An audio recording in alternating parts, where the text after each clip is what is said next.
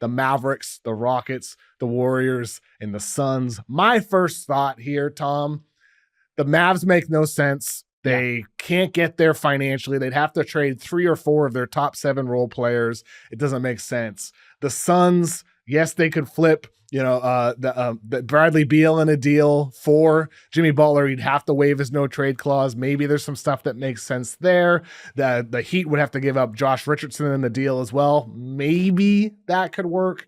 Rockets, we've had Rafael Stone say on Sirius XM that he does not want to make a trade. A ton of reporters, Windhorst, Kelly Iko, Mark Stein have all reported the same, that Stone does not want to make a big deal this season. Seems like he's going to stick with the youth movement. I believe that to be true, even though there does make some sense for Butler to go to Houston with them really pursuing in both an NBA Cup and they want to make a run in the playoffs. To me, the Warriors of those 4 teams make by far the most sense for a Jimmy Butler trade. By far. Because they're going for it. They're older. They're trying to make the most of this window. Do you agree with me?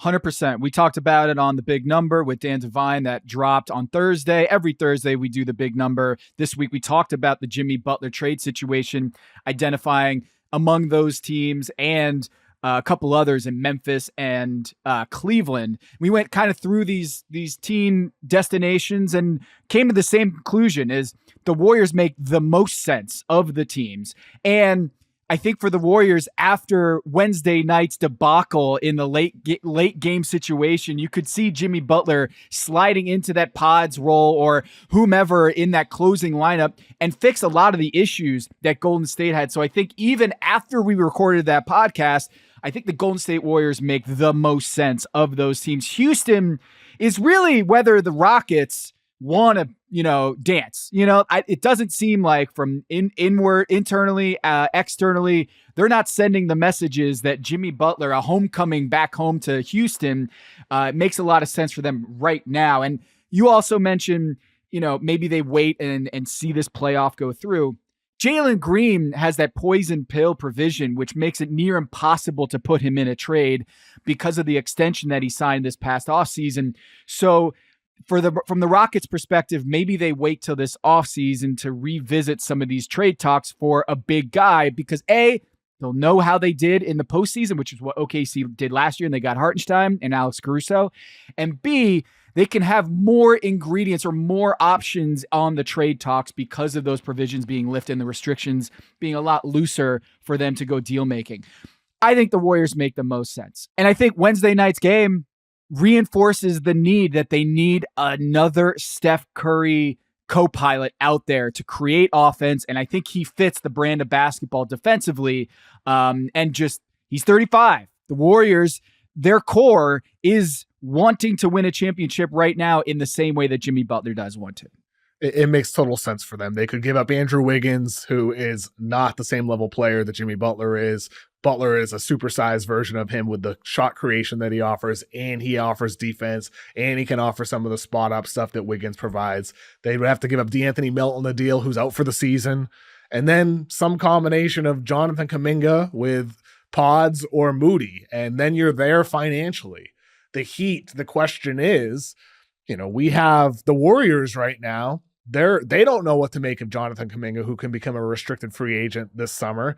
Would the Heat want Jonathan Kuminga? To me, is the big question in any deal. Mm-hmm. I don't think, despite Butler's age, despite his contract demands, that Kuminga has shown enough so far to be worth what Jimmy Butler can give. To me, if I'm the Heat, I'd rather go into the summer with Jimmy Butler and say, are you sure you really have a market out there? Are you sure you actually want to leave? Or maybe if you're the Heat at that point, more teams pop up. More teams can do sign and trades. There's the opt-in and trade scenario as well. Or maybe he just ends up staying at a price that is fair for both sides. But the Warriors deal, Kuminga needs to prove a lot, or the Warriors would have to give up more picks in a deal, in my opinion, for that to make total sense on both sides.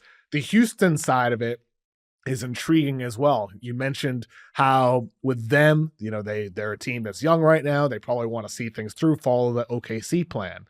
You could argue, despite OKC getting Hartenstein this summer, getting Alex Caruso, then maybe they should have went a bit more all in last year than they did for Gordon Hayward. Now they have Chet Holmgren, who's out. Granted, they have advanced in the NBA Cup. They're 11-3 in the last month. They're still an outstanding team, and Chet hopefully could come back. But they did bypass a chance last year to go completely all in. Houston could look at what OKC did and say, well, maybe we win another series if we do go all in. Now, with Houston, there's a couple of different ways that they could get to the number required for Jimmy Butler. And it's important to remember, Butler is making $48 million this season. So it's very, very difficult to make a deal for a guy making that much money in the middle of the season. But with Houston, they have Fred VanVleet, who makes over $40 million, who is on a short-term contract. You could, in theory, include him, but VanVleet is also pretty important to the identity of this Houston team. Exactly. He's huge. He's part of their culture. He's part of what's building this up, a link between Ime Udoka and that younger roster. But the other side of it is you could also put in, say, Dillon Brooks. Dillon Brooks makes $22 million.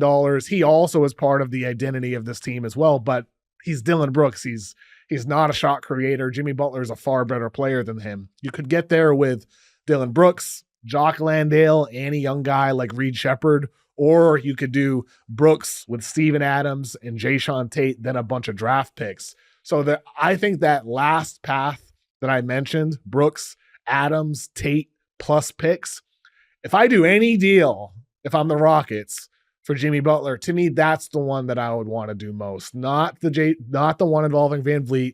I don't know if you have enough shot making. Reed Shepherd has not proven enough to suddenly jump into that role. I don't like the idea of giving up one of those young guys either. I don't want to give up Reed Shepherd. I don't want to give up Jabari Smith. I'm definitely not giving up Amen Thompson for 35-year-old Jimmy Butler, who's about to sign a big deal. To me, giving up those picks, these mystery box players that may or may never turn into something in the future, that's the path I'd go if I'm Houston. But even then, I'm not totally certain about it.